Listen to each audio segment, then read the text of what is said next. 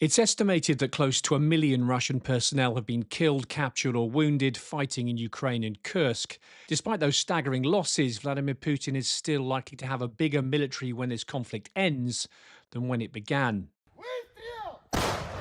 And there's indications that Moscow is already preparing its post-war posture, with signs Russia is beefing up its military presence along its western border, specifically along its 830-mile frontier with Finland, a country which since April 2023 has been a member of Nato, along with its neighbour Sweden.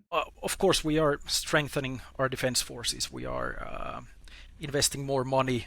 The military budget is growing, and so on. So yeah, one could say that we are also definitely preparing also for the worst, as one has to be when we are a border nation next to Russia.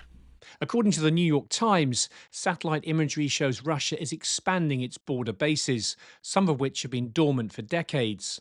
Satellite imagery shows rows of new tents and new warehousing to store Russian vehicles.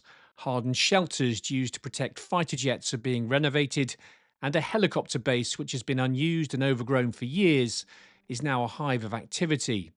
Finnish defence officials predict Russia will redeploy troops to its western border once the war in Ukraine is over. Moscow is turning its brigades into divisions and restructuring its military districts. They believe they have 5 years before the Kremlin has the forces it needs to threaten Finland and the Baltic states. For Russia, access to the Arctic is key. After laying empty for 20 years, Russian helicopters have returned to a base near Murmansk, a port in the Arctic Circle.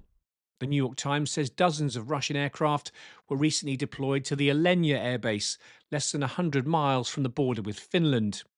At Kamenka, a Russian base 40 miles from Finland, hundreds of new tents have appeared. While here at Alakurti and at Petrozavodsk, the Russians are building warehousing for vehicle storage. The nearest ones are maybe dozens of kilometers away, roughly speaking, but then again, there's also places hundreds of kilometers away, especially in the north. But when we are talking about air bases, when we're talking about bases with strategic bombers which can fire cruise missiles, for example, 200 kilometers, for example, 100 kilometers, it's a relatively short distance. For example, from the Olenia airport, strategic bombers take off to missions to fire cruise missiles to Ukraine.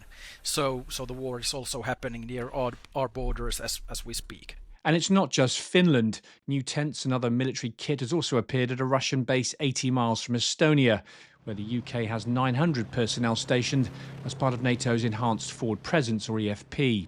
While for now Russia remains focused on Ukraine, the war will end at some point. Moscow already signalling that when that happens, it intends to turn its attention to the west, building up its forces along NATO's northern frontier. Simon Newton, BFBS Forces News. Thanks for watching. For more from BFBS Forces News, like and subscribe to our channel.